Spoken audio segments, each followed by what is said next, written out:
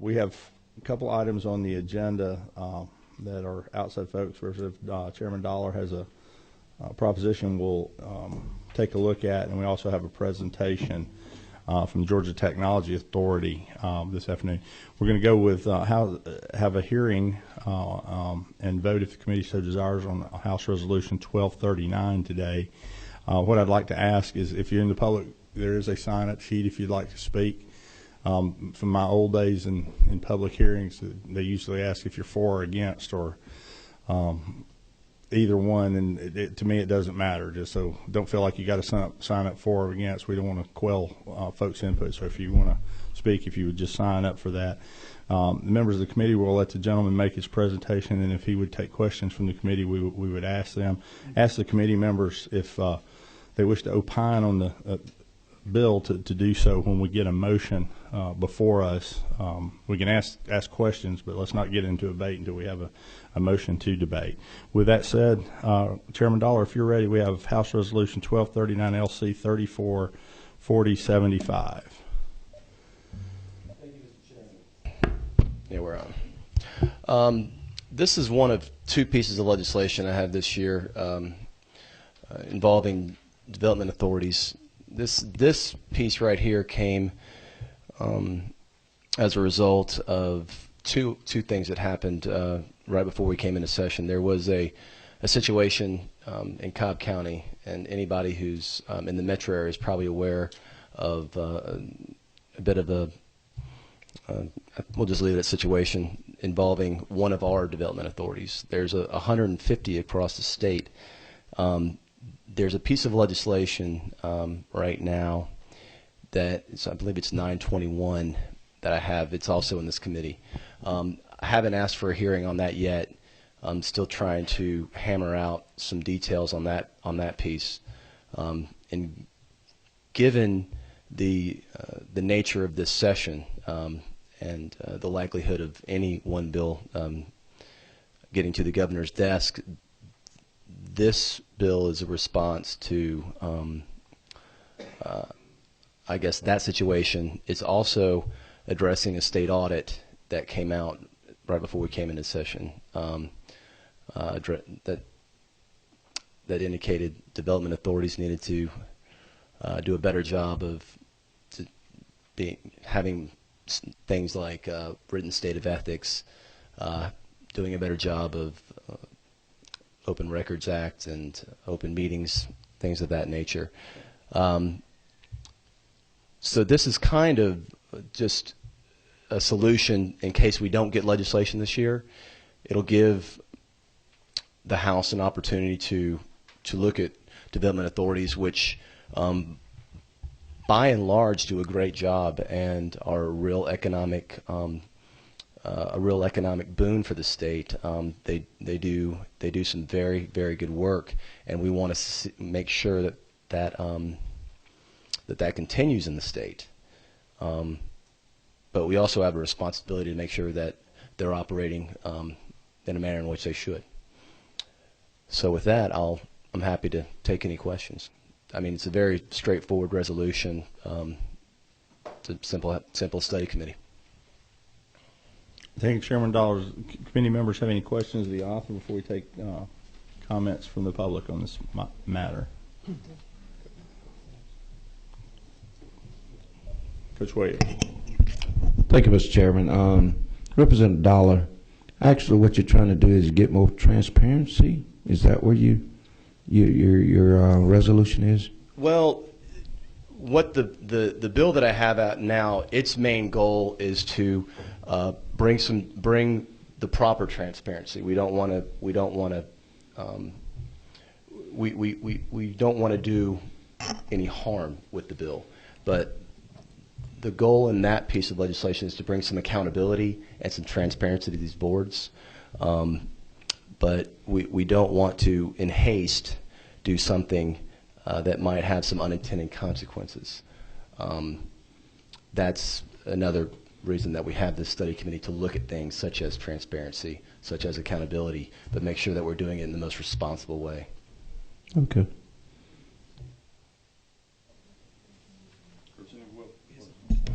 Thank you, Mr. Chairman. So Representative Dollar, the goal, I guess, we wanted to make sure that any economic development opportunities aren't harmed. So confidential information is being, I guess in your original bill, but this study committee would look at to make sure we strike that balance is what you're saying, right? That Absolutely. If somebody's moving into an area, the hot prospect, that we don't harm that prospect, but at the same time, I guess we've had, school boards or anybody else's make sure that they're aware of what's going on so that they can properly plan for it. Is that what you're trying to do here? I think you hit the nail on the head, and I appreciate you co-sponsoring the bill. Yeah, thank you. Glad to. Yeah, Representative Wilkerson, I'm sorry, I should have recognized you as a co-sponsor of the legislation. Gentlemen, let me ask you one question. In the operative language in lines 19 through 34, you talk about studying the relationships between economic development and the various local development authorities and boards of education. I know in the past, in dealings we've had locally, there's been some not questionable behavior, not questionable projects, but the school board has said, gee, we wish we had, a better way. And then when the communication happened, everything was good. So I think we've had and it's just my opinion, I think our development authorities in my county, we had, a development authority up in Alpharetta. We have the Fulton County Development Authority. We have, I believe, Roswell has one. Chairman Shaw, am I correct? Roswell has an authority as well. We have a downtown development authority.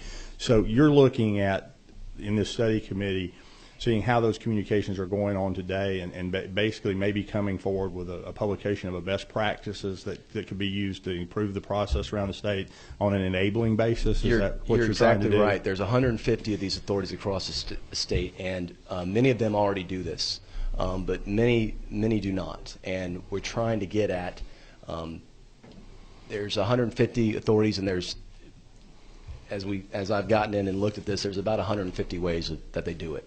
Right. We are trying to find the best practice, but strike that balance so that we don't jeopardize economic development in the state. But to be clear, we have a bill that may not need to move this year. This committee may recommend some changes for next year. But this language right now in this thing, you're just trying to study the way it's being done to come up with, and I guess I'm asking a leading question here. You're going to involve the development authorities, around the state. I could just suspect this would travel around the state. We want to bring all interested parties. That's what I wanted to get out. We're not going. No, we want to bring all interested parties. We want to bring the development authorities, the chambers of commerce, the school boards, the county commissions, the municipalities. Right. So in a situation by which we can't perfect a bill this year, this is a very good vehicle. I just wanted to, and if I can, and I ask my members, and I'm doing the backwards thing of making a statement, but I'll do it in the form of a question. Is not true? You and I have discussed, and you have told me what you wanted to do with this, and I'm just giving you the opportunity to get that on the record, because I know there are concerns of us legislating, from the Gold Dome down to, some development authorities that have things working just fine, and that you have communicated to me that is not in fact your intent. You would like to actually leverage the best practices across the state and take input from these people. That's been the intention from day one. Okay. Chairman, thank you. Just wanted to let you have an opportunity to spread that across the minutes. Yes, ma'am. Did you person? Thank you, Mr. Chairman. I apologize for being late. I have approximately 40 people here from Augusta. And I don't mean this in a flippant sort of way, we're glad everybody in Augusta is doing well. I know they had a rough time here a week or so ago. Thank you. And how did that shake up over there? Everybody did well after the little earthquake. Yeah, too. It took me about 20 minutes to get back home because I took off running. So it was scary. I still have approximately 1,500 people without power, so I'm also working up until 12 midnight trying to get power on. Hopefully everybody will be on tomorrow. Representative Dollar, thank you for this resolution, because I'm reading down in it, and the key word here is communication.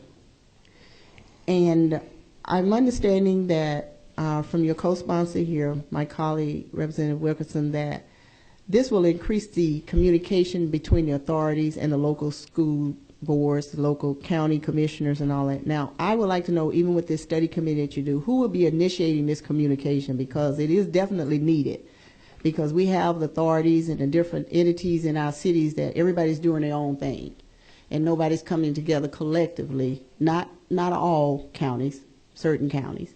And so who will be it if this study committee takes off and the results that we are trying to accomplish, who will be initiating bringing these folks together? Will it be this development authority when they have something that's going to be good for the county? Will they bring all the other entities in together? Or because it has to be started, initiated from somewhere.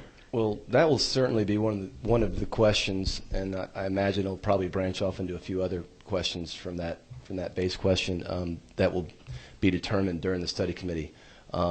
There's the current bill I have now. It says that the development authorities have to provide quarterly reports to the governing bodies, be it the municipality or the county and the local school board.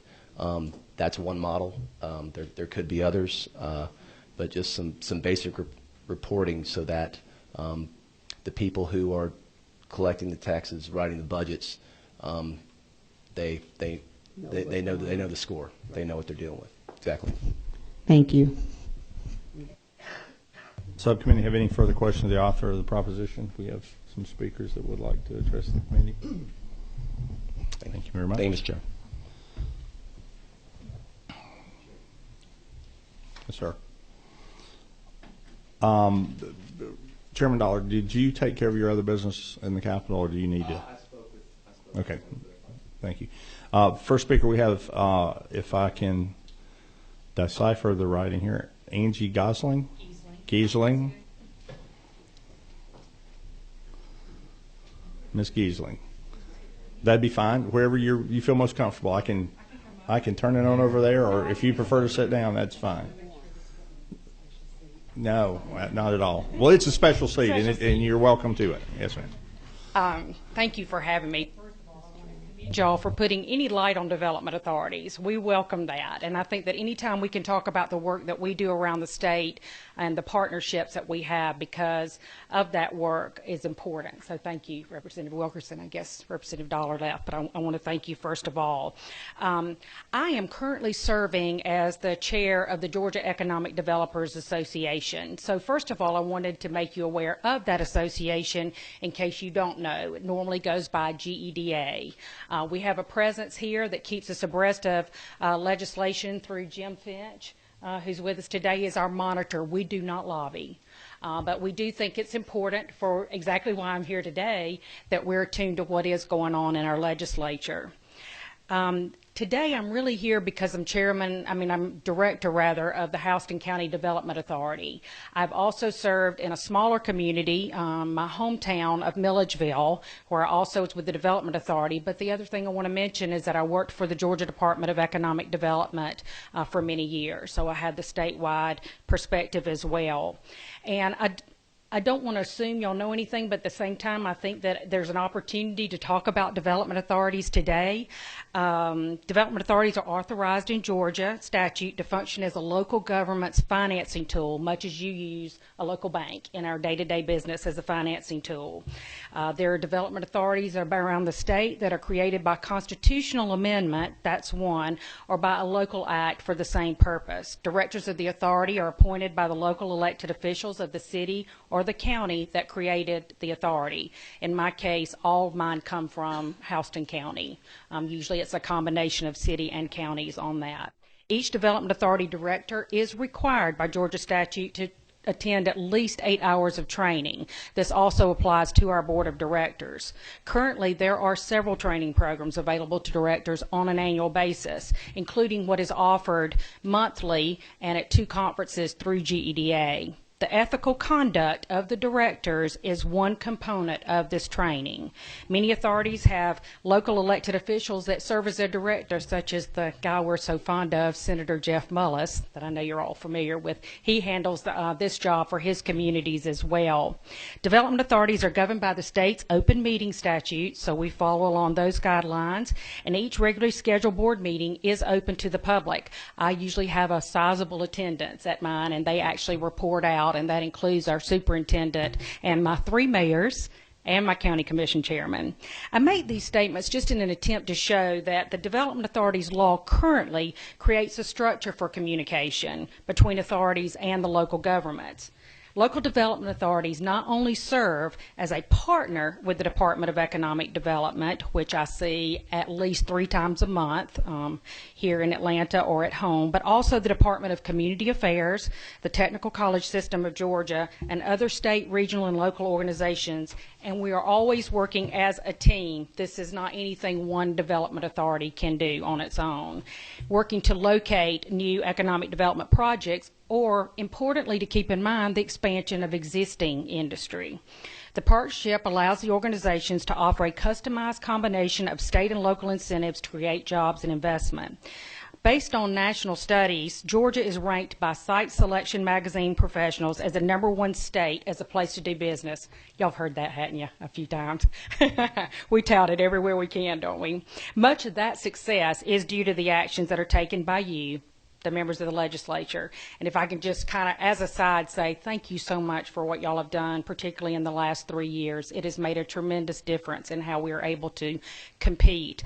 It also helps us in the other side note, and I know y'all have mentioned it, that I want to be sure and reemphasize.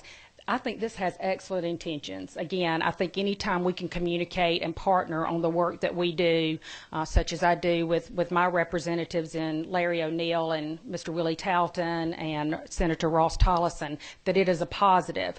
But one word of caution is on confidentiality. We have a tough time right now, y'all, and I know this from working with the state, and again, to thank you for recent legislation that does give the state some time to protect a company and their good name. It does not translate back to the local authorities. So we're already a little bit challenged. Most projects I work now of any size, they are asking that I sign a non-disclosure. So I am bound to a certain degree. We get around that. Y'all have seen the code names for projects where we're able to share information with you. I think each of us will tell you maybe we work a little differently with our school boards. And I will tell you that in many communities, it's actually been the school board that felt like until it was really necessary, they didn't need to know. There are things we know as economic developers. We know that if we have a large industry coming in, it is definitely going to have an impact on that school system. It may mean investment for the school system. We're not just talking about abatements where there may be something that they don't collect for a while. We're very conscientious when we talk to our prospects about the fact that there is a provision in our SPLOST and in taxes that apply back to the school system. So we always try to be very conscientious of that. So I know what speak for most of us, I think, I know many of us that are in my position and how we do. Really, we have to communicate back with our elected officials, but we also know that there is a component in here where the school board absolutely has to be involved. I also want to offer to you, we have a committee with GEDA that is Development Authority execs only. Our membership is 800 members, so it spans across a lot of legislators. Senator Gooch is a member. We've got several that are in. But we also have a committee that right now has the name of 120 counties representatives. Many counties can't afford to pay an exec, so we've had to dig pretty deep to find those people who do take the calls on the community's behalf. I want to offer to you that those people are available to you quickly to get information to and to get feedback from. We've done our own polling on some things that are out there, such as 921 right now, just to see how everybody feels and really just to get the communication going. So I want to make that offer to you. If this does go in for study, let me offer to you to please use us as a tool and maybe some means of education, or at least gathering how the feelings are across the state. So, thank you. Thank you, Ms. Keesing, and let me apologize for in and out during your comments. I looked down and my phone was being blown up by the Pro Tem's office, and I needed to find out what they needed. I'd say that was an important call. Would you, I know there's a question, did you care to do that? Would you care to answer a question? Sure. Representative.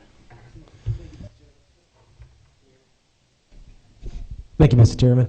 I appreciate you coming and talk to us about this bill. There were a couple of recommendations, and I apologize when I'm looking on my phone because it's on here, but the state auditor had made some recommendations in some of the things you talked about, just better communication, better adherence to the open records laws and things like that. Would you, since this is just a study committee, not necessarily the bill itself, realizing that we want to protect confidentiality, but at the same time, and I agree with you, I've talked to the school boards, there were some out there that believe that school boards should be part of the process, and that's not their expertise. Their expertise should be on the schools, and the county governments are responsible for the economic development side of it, but they still should be maybe included in that process. Are you opposed to an actual study committee where we would bring you in and to talk about it and to see if the best practices, what they are, and if everybody's following those best practices? No, not opposed to that at all. Okay, thank you. Would welcome it. Any further questions? Thank you very much. Thank you for coming out. Chris Pumphrey from the Development Authority of Douglas County. And while Mr. Pumphrey's coming up, let me, if I can, we're talking about the study committee today. If we come forward with the bill later on, the merits of the bill, or the whole reason I believe the gentleman that is moving forward on the study committee now is to involve you all to formulate if there needs to be legislation, and if there does, what should be in it. So if there's a hearing on that bill later on, we may have a longer than an hour to do that. But it just to the point today, what we have before us is the resolution just for the study committee. Yes, sir. Good afternoon. Thank you for having us here. Once again, I'm Chris Pumphrey with the Development Authority of Douglas County. Also, like Angie, I am a member of the Georgia Economic Developers Association, and also like Angie, spent some time working for the State Department of Economic Development. So as Angie said, all of our communities, all of our counties, cities, they do economic development differently, but all within the bounds of the laws that you all have set forth. And so what I wanted to do was just kind of give an example of how Douglas County handles economic development from a standpoint of communication and from a standpoint of our success in further on. Our board of directors is made up of 9 members. They are all appointed by the county commissioners. They're all volunteer, all have to prove a background of business expertise, live within the county, and have a passion for making our community a better place to live and do business. And as Angie said, all of those board members are required to go through a training that includes ethics. It includes understanding the laws regarding economic development, the laws that development authorities have to follow behind, and they do a wonderful job at that. We've had a successful track record over the years of bringing companies into our community. That successful track record has elevated the wage profile in our community, has also increased the tax base as a result of the number of industrial companies that we've worked with, and those tax dollars feeding directly into our county budgets and into our school budgets, and helping them strengthen, and especially in hard times like this where schools are stressed for dollars. Our ability to go recruit those companies who pay a larger portion of the tax digest has worked very well for us. And so with that, one of the other points, dealing with confidentiality, I believe it's one of the other things that makes us the number one state for doing business, is because our ability to partner with our state project managers to maintain that confidence, for people to understand that the confidentiality isn't limited to the company's name. Oftentimes that is limited to the nature of the project. It is limited to the investment that the project is making, the location they're considering, the number of jobs they're considering.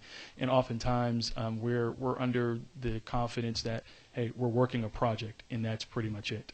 And so with that, I echo the majority of all of Angie's points that she made. And also recognize the wonderful job that the state legislature has done in supporting us as development authorities in our role, especially in the economic development and tourism committees and the joint House and Senate committees that you all have already established in support of economic development and furthering the mission to make Georgia the number one place to do business. Thank you, Mr. Humphreys. Any questions for the gentleman? I had a question. Did I understand you right that all members of the Development Authority were required to take ethics training? It's portion of the Development Authority training that they have to go through. Ethics is a piece of that. Is that in statute? I believe it is. Because I was trying to review the audit report that came out. Mm-hmm. That was one thing that was suggested in the audit report, and so I wondered if it was in statute. Yeah, there's a training, and I don't know what that Okay. exact statute is, but I know the training is issued, I believe, by the Fanning Institute. UGA, Okay. and they held Thank those you. trainings quarterly. Yes, Thank ma'am. you. 27. Oh, I saw the number, I just didn't know which. Gloria Wilkerson. 26. Frazier. Thank you. Can you tell me some of the other type of training that the members have to have? That training is pretty comprehensive. It covers. I don't know any other requirement that they have to have except that they have to have that training. But it's comprehensive from the standpoint of it covers the basics of what a development authority can and can't do. It talks about the ability to abate taxes and how that process works from the standpoint of the bond for title process and what have you. So it goes through all of those details, but it's been a couple of years since I've taken it, but you get a pretty thick handbook as well. Thank you. I was just curious to. Yes, ma'am. Yeah. Thank you. Any further questions? Thank you for coming. And fair warning, I'm sorry, we have another one? Yes, sir. Jordan. Just one quick question. Are all development authority members appointed? Do they serve the same amount of time? Or is it based on each county? How does that work? I can't speak for all development authorities. I know ours, for instance, goes in terms of 4 years. They're all appointed by the county commissioners, but I don't know if that's a state statute for all development authorities, but I know for us it's 4 years. Does anybody know that? Anybody? It varies from county to county? Okay. And we also have ex officio board members of our mayor for the city of Douglasville and county commission chair. Very good. Thank you, Mr. Chairman. I don't see any further questions. I would warn both you and Ms. Giesling, if should this study committee come forward out of this committee and out of the House, you may have made yourself available to be assets for it and provided information. So be careful what you ask for. You may get it. So we thank you taking the time to come up before that. But I think you could both are well spoken and could be good resources to the committee should it move forward. Thank you. Thank you for doing that. Next speaker we have Mr. Terry Lawler for the Regional Business Coalition of Metro Atlanta. Mr. Lawler. Thank you, Mr. Chairman. Members of the committee, I'm Terry Lawler, and I'm the Executive Director of the Regional Business Coalition of Metropolitan Atlanta. We're an organization of 17 chambers of commerce from as far north as Hall County all the way south to Coweta and Henry, representing over 15,000 employers, which employ over 1 million metropolitan Atlanta residences. I come up here today to ask you all to be careful and be very careful of the study resolution that's before you. Some of the things that's being asked for, you've heard the folks from the economic development community talk about the importance of all the issues that were raised. I will let you know that in the chambers of commerce that I represent, some of them have economic development authorities attached to them. A number of them do not, so you can't just say every chamber of commerce has an economic development wing. However, every chamber of commerce is interested in economic development within their community, and that's why I'm here to speak. I guess my recommendation from having been doing this for a long time and understand the committee process is everything that's been talked about here today, this committee has the authority to do that today. And the need to have a special study committee to look at these things, we believe is just some extra effort of setting up a study committee that maybe the best use would be if eventually any recommendations would come back from them anyway. They've got to come back to y'all anyway. And so if there was any desire to do that, we believe the existing committee system that's set up would be the most appropriate place to ask these questions of the Georgia Economic Development Association or any of the other individuals that were involved. I think it's pretty clear, I think Representative Dollar made it pretty clear that what got him interested in this whole issue was an issue that he had back in his home county. And if you will actually look at the press release that he released on his piece of legislation, he talked about the issue that was raised back in Cobb County that one of your members there is very well aware of. Even though we're not talking about the bill here, Mr. Chairman, the bill and the resolution were introduced almost simultaneously, so we've got to say there has to be some nexus there between both of those. Again, I would suggest that this is an issue that Representative Dollar has with one of his local development authorities that we hopefully, and I understand he has already been in discussions with them, can work out those differences.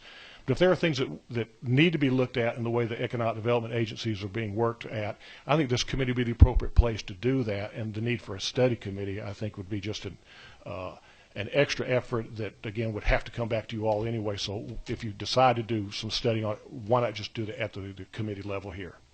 And that's my comments, Mr. Chairman. Thank you, Mr. Lawler. Does the committee have any questions, Mr. Lawler? I think you have one. Thank you, sir. So your recommendation, I just want to make sure I'm clear on this, would be to just focus on the bill and not a study committee? If the desire of the committee is that they want to know more about this, that Representative Dollar has raised some issues that you think are worthy of some consideration or looking into, I would suggest that this committee here would be the appropriate place to have that, and the chairman would then call a committee hearing to bring these folks who are the experts in to answer the questions that you may have or make presentations on things that you think are important. If a study committee is passed out and they go and meet, they're still going to have to come back to y'all and do this whole thing over again. So why not, if you think it's the appropriate thing to do it within the study committee and not do a separate study committee separate from what you all have to do here as committee members. Okay. Now, I guess the only benefit would be that you'd reference Cobb County, and that's correct, is that in here we would have an hour or however long time we would have to kind of debate it, and these are some substantial issues that create lots of jobs throughout the state. Right. And so I think one of the benefits of a study committee would be that you would have that outside time to actually look at this, interview folks, know who should be the right people to talk to, not just those that can maybe come to the Capitol. But then also it may help with the perception that one of the reasons we're successful is that we cannot disclose certain things because the public trusts us to do the right thing. So as long as that trust is there, then we're okay with saying we have a deal that's going to give it a tax abatement because we think it's in the best interest of the county. Once we lose that trust of the public, which I think we're teetering on in Cobb County in some ways, is if we lose that trust, then we may lose that opportunity to say that we need the confidentiality. So is there any concern at all that once we lose that trust that everything goes away, that no longer will you have that confidentiality, everything's got to be in public? Because what I think we're talking about is looking at what the state auditor did, not related to Cobb County, but just looking at just the general points. Yes, we have an ethics rules, but it doesn't sound like all the counties are following it. Not even all the counties have ethics rules in their bylaws. Maybe getting that in there. So looking at the best practices. I know one of my clients is a real estate development firm, and when we issue things, we may say that it's under contract, but we don't say who it is, we don't say what it is, we don't say it's guaranteed, but at least we give that perception that we let the public know what's going on. So as I said before, I don't think the school board wants to be involved. They shouldn't be involved. That's not their expertise. But at the same time, I think the accountability, looking at it, I don't know if we would be able to do that in an hour meeting, questioning you guys, or we've only been here 38 minutes or so, and I think everybody's probably tired of beating the horse almost. So I would rather have almost a separate committee where people are dedicated, the experts, to looking at it. But that's, I don't know what the harm in the study committee is. Right, and I apologize if you thought I meant that it would be done here today or sometime before the 40-day session is. Mr. Chairman, I don't remember exactly how many rules or how many days do you have the authority to call the committee to come in to actually have folks present at some other time? Subject to me being reasonable with the taxpayers' dollars, I don't think I have a limitation of calling this committee together. And if I may, Representative, I believe that's exactly, the chair would be flattered that you want this committee to look at it. And I say that in jest, of course, Mr. Law. But perhaps I would say to you, be careful what you ask for. You might get it as well. But no, I think the gentleman was suggesting if there's a committee, we could with the agreement of the speaker, the leadership that would go along this committee could be the study committee, and that's a valid point. And I would simply say this, if I could, it's not unprecedented, and to answer your question, the study committee versus this committee would allow two things that I think would be positive rather than just coming before this committee. Those things would be, and I don't want to I don't want to stand in the speaker's shoes, because the speaker will point to the members, but it would allow the speaker to perhaps get Chairman Stevens from the Economic Development Committee. It would perhaps allow him to get another chairman with specific expertise. Perhaps Chairman Chanel from Ways and Means. It would allow him to bring, people from different areas in for this study committee. The second thing it would do is taking the resolution, should it pass the House, is it would have a mission approved by 180 or a majority of 180 members to the House. But I absolutely understand what you're saying in terms of this committee or another, Chairman Stevens' committee could take this on independently. And that's why I want to give the author of the bill a chance today to bifurcate the difference between the bill that one has to do quickly, because we're down here 40 days, and then give him the absolute credit for, thinking a second thought and thinking, okay, well, maybe this is not, that one's reactive. I would say this one is proactive. So, but I understand what you're saying, and should this come out of the committee today, and if the House doesn't approve it, perhaps we will, or Chairman Stevens would take this up. Right, because I think you heard. Excuse me, Mr. Chairman, go ahead. Yes, sir. No, I was just going to say that's a fair suggestion to make. Yeah, and I think you heard from the folks there that there's nothing being hidden. They want to present it. It's just that the study committee puts it in a whole different light than, again, this sitting in front of this committee here, which eventually, if there's any recommendations, as I mentioned, it would probably come back to you all anyway, so you'd have to be all re-educated. Why not do that education process sometime, again, with the approval, obviously, of the speaker and yourself, sure, that's the appropropriate way. But yes, you hit the nail on the head. Yes, sir, Mr. Chairman. One could debate both sides of it. That's Both fair sides, thing. yeah. Further questions, gentlemen? Any further questions? Thank you, Mr. Chairman. Thank you. For getting me. That concludes the folks that had signed up, but in the interest of open and deliberative process, anybody else have a comment they would like to make? I'm going to go back to the author after. Anyone else? Chairman Dollar? I just wanted to come back to offer myself to during the comments if anybody had any other questions. Before I do that, Chairman Houston, answer your question. It's my understanding that in part of that 8 hours training, a component of that is the ethics. What the state audit was referencing was that there's a need for a written code of ethics or a written standard by which the members should or need to abide by. That's what that was referencing. But to the other comments, I appreciate everybody's thoughtfulness and attention that this has gotten. And I think the important takeaway is that everybody that talked or everybody that spoke and everybody up on this board, we're all on the same team, and we all want the exact same thing. We want accountability, but we also want to see our state and we want to see our state succeed, and we want to be economically thriving. So that's I mean, I never envisioned a committee on a study committee lasting this long, but that's really all that this does. So thank you. Chairman Dollar, the committee have any questions for Chairman Dollar on the matter? House Resolution 1239 LC 344075. Any further questions? Thank you, Chairman Dollar. Ladies and gentlemen, we will have action should the committee desire it this afternoon on this matter. House Resolution 1239. We are in a posture to take action on that if the committee wishes to do so. Mr. Chairman, President Fraser, yes, ma'am. I'd like to make a motion to pass. I have a motion by Representative Fraser. This bill do pass. Is there a second? Second. I have a motion and a second that this bill go forward from this committee with a do pass recommendation. Is there any discussion on that motion? Any discussion on the motion? Hearing those, all in favor of the motion signify by saying aye. Aye. Any opposed, no. Motion passes. Representative Dollar, this will go through, be reported out to rules. House Resolution 1239 LC 344075. You know the drill to rules, Chairman. Thank you.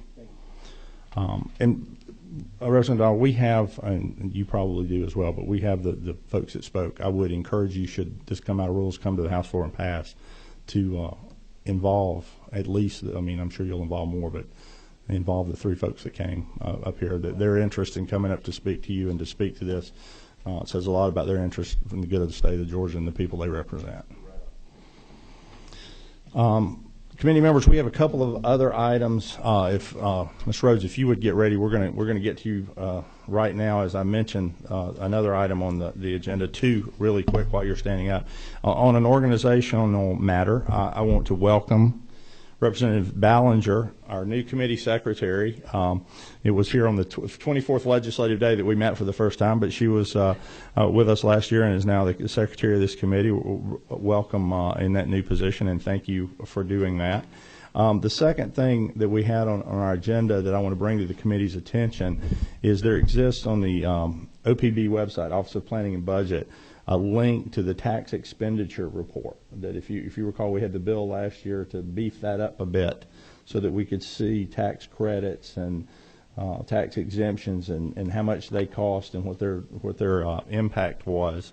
I would encourage the members to take a look at that between now and the next time we get together next week. We want to analyze that report, look at it going forward, and perhaps make some suggestions about how those things could work in and those funds, if they're not, if the credits and incentives or the credits and exemptions are not doing what they were initially trying to accomplish for the taxpayer, perhaps there would be, recommendations from this committee to sunset some of those or change the way that they're done. So that is on the Office of Planning and Budget's website. I believe it's just as simple as opb.gov. Okay, I'm told it's opb.state.ga.us. We can get that for you if we need. That now we are at and running a little late. I apologize, Mr. Rhodes. I as well didn't think our discussion on that resolution would last this long.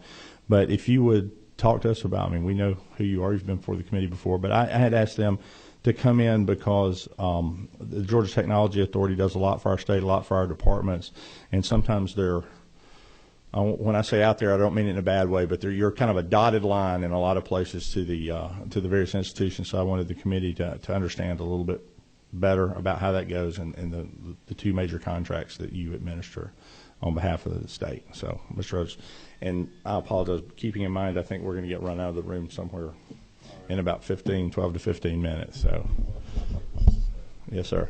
I appreciate, Mr. Chairman, the opportunity to come in and speak to the members of the committee. I know we've had the opportunity to speak with the chairman on a couple of occasions. Also, one of the items that we're very proud of in the state that we've been able to achieve is a world-class data center where a lot of the systems that the state runs are housed in, and appreciate him taking the time to go up and visit the facility with us.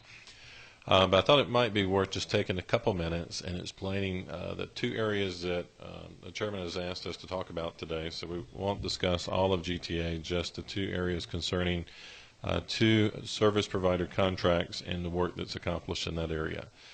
So the first one I'll mention just briefly is a contract that we have with AT&T. That work is around network managed services, downtown around the state with many state agencies as well as local governments, and so there's about 100,000 users of those services that are offered in that area. That's around $67 million worth of spend per year. So that's anything from connectivity, security, as we all know how important security is today in the network and trying to prevent the many attacks that go on in the cyber area today. So that's one of our first layers of communication and or protection in that area. And so that's maybe just a glimpse of what is happening on the AT&T side, all the way down to local area networks actually in an office. And so on the IBM side, that's truly focused on the state government portion, not the local area. And we also focus on some of the larger agencies within state government. So again, we're not providing services there to anyone other than the executive branch, and it's the non-constitutionally elected areas of the executive branch. and that's around $135 million spend each year in that area. We're 4 years into a contract. The biggest portion of the effort that was undertaken was trying to make sure that we have a very stable, secure environment, and trying to also modernize the many different types of technology that's used across the state. So this was, again, trying to bring standardization, trying to bring a truly engineered system so that we can protect the citizens' data that we're entrusted with in each of the agencies. And so it's also probably important to reference the fact that we're working strictly on the infrastructure, more of the hardware area. Agencies are responsible for the business applications, the software, if you will. And so in industry average, the dollars that we spend here typically represent about 22-23% of the dollars spent in the IT area. The rest of that is over actually in the agencies that are running the business, again, on the application side. So the chairman had asked that maybe the representatives from our two primary service providers join us. And so I've asked both IBM and AT&T to join us and introduce themselves and maybe just spend a minute or two talking about what they do for the state. So I'll first introduce Jeannie Gustafson. She's the executive assigned to the state account for AT&T. Thank you, Chairman Martin and committee. Jeannie Gustafson. I've been with AT&T for 30 years, my entire career in this industry, Bell South prior to the merger.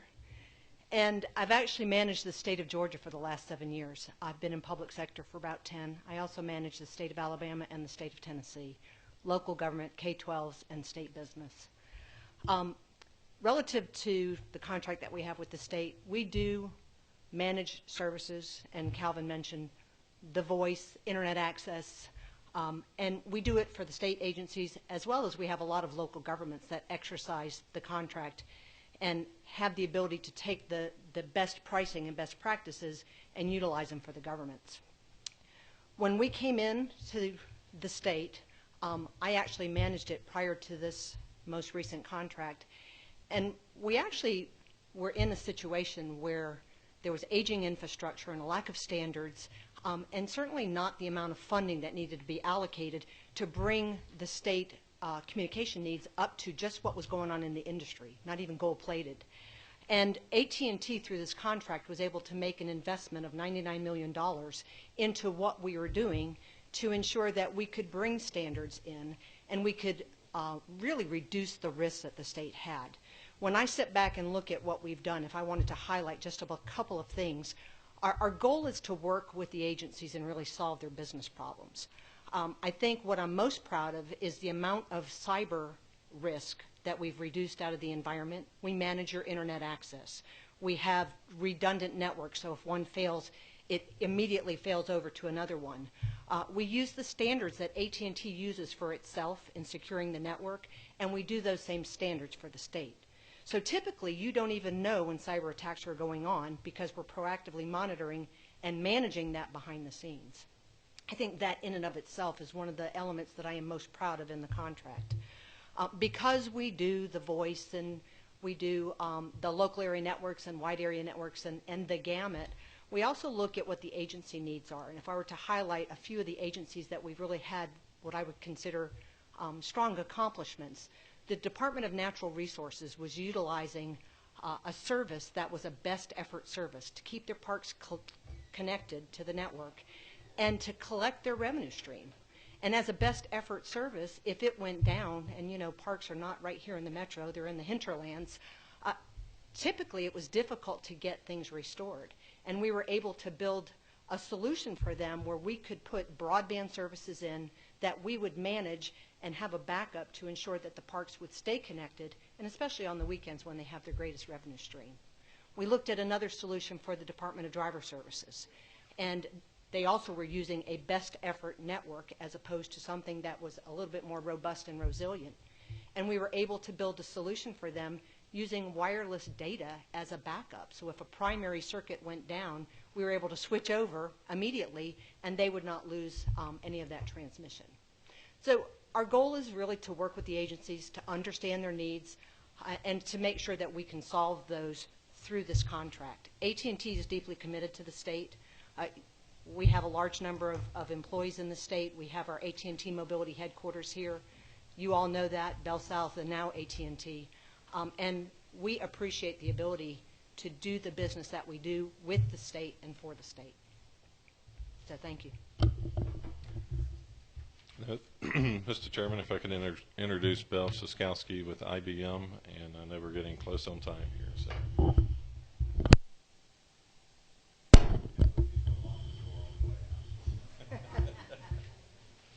Chairman, members of the committee, again, thank you for allowing us to spend a few brief moments with you talking about what we do for the state. I am Bev Saskowski. I'm the Vice President, Senior Project Executive. Been in the business for 32 years, 25 of them here with IBM.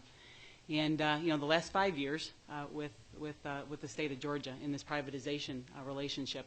And as Jeannie said, when we got here back in the early days, so much redundancy, really a lack of standards, security concerns throughout.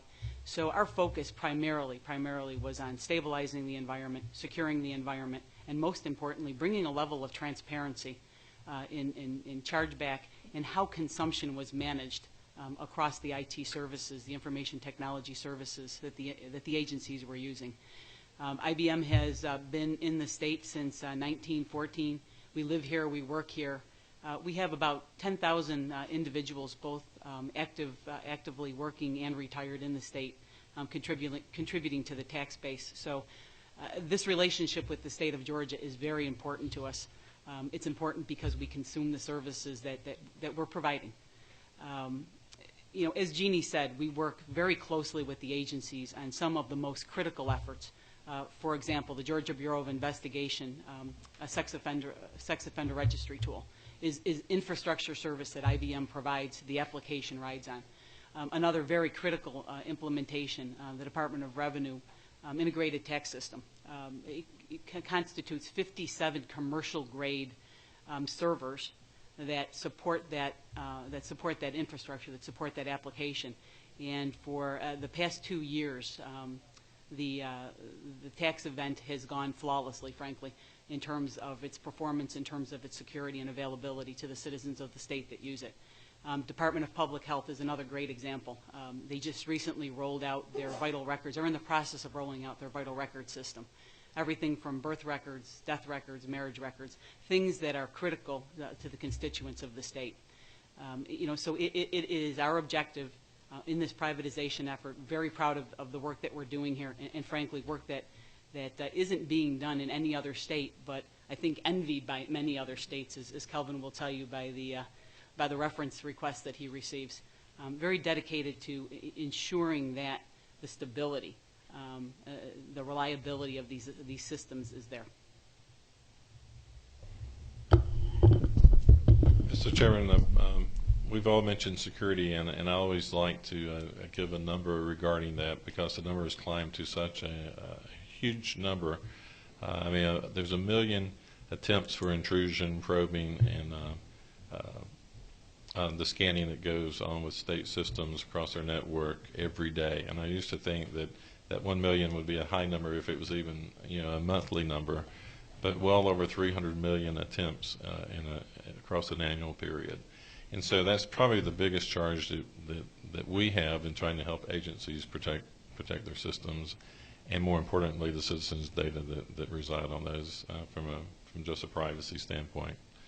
And so I think in a very quick time period, I hope that gives you a glimpse of what we're trying to accomplish. And I know that we've had many discussions around even the governance and just trying to make sure that the agencies are getting the levels of service that they look to. And so there's certainly some areas that we continue to work on every day is to make sure that service that we're providing today is keeping up with innovation and all that's going on in the marketplace as well. Thank you. Does the subcommittee have any questions? Any questions? I know we are out of time. Did you have anything? No. Okay. I do have one question. Okay. I thought I felt one coming there. All right. Did you say that y'all, I look out for the Department of Agriculture's budget, And I know how much Department of Agriculture pays y'all each year. Did you say that was 20% of what they spend on IT? Well, I'm saying it's an industry average, so probably what they're spending with us is probably a much lower percentage because they're buying, if I remember correctly, only their dial tone and some network services. Their infrastructure and all, constitutionally elected office, they do all that in-house. So. Okay, so it's just a small part. Yes, ma'am. Okay. We are up against the wall, and I appreciate both of you. I've toured the facility at the undisclosed location, right? I know, in all seriousness, for security purposes, you don't necessarily advertise where data centers are these days. But the thing I would like to ask you, Mr. Rhodes, and if you could help us with this and work with us going forward and maybe come back at a later date, or as Mr. Waller presented, this committee can meet out of session, is to help us get a feel, because I said on appropriations, as I do, no, Chairman Houston does as well, we see monies that go off to GTA and GBA, and sometimes we have a hard time relating those back to what they're getting. And you and I have had this conversation where I don't want to create hundreds of man hours to build a report for us to look at, but at some position, I know there was grinding, gnashing of teeth when this thing went in place, because certain departments had to all of a sudden pay more because over the years they had been using more MIPS, if I'm over there, or more bandwidth than they were really paying for. So I know we've tried to level that out so that we know in state government really what a department costs to operate in terms of its electronic communication and IT infrastructure. But I think there's still a question because there's that level of indirection. The thing that makes this work for us is the private party side of it. The thing that gives some member of appropriations that have come to me, because you're not in the budget anymore. Years ago, GTA used to have line items and be funded out of state money. Now it just goes into these various departments and then, goes to you at GTA, which then goes forward in these countries. So when you have this indirection, I think people at the end of the day, if we could, I know we're not going to get a report where you charge X dollars a month for a 1FB or that sort of a deal, but if we can get some sort of a handle around what this really is and how those charges, because we do the continuation budgets and there's this much money pouring into IT, and quite frankly, because it's pouring in and going through, we don't know if they paid you for a one-time project and needed that much money, but then they don't have to pay you that this year. We never see, I mean, try to get to the point here, we never see Department X's expenditure to you because we're a continuation budget. So what we need to see, I think what this committee could do is help us connect the dots to make sure that we didn't budget somewhere one-time money for a project that got done. Now you're really not charging the department for that anymore, and you're not getting it, AT&T or IBM, but it's still coming out of the general appropriations. I think that's what the Chairman Houston has said to me, because it may only be $500,000 here and $100,000 there, and but when you add those things up with seven figures in, before you know it, your many state troopers or teachers or a number of things that could be. So we help us get to that.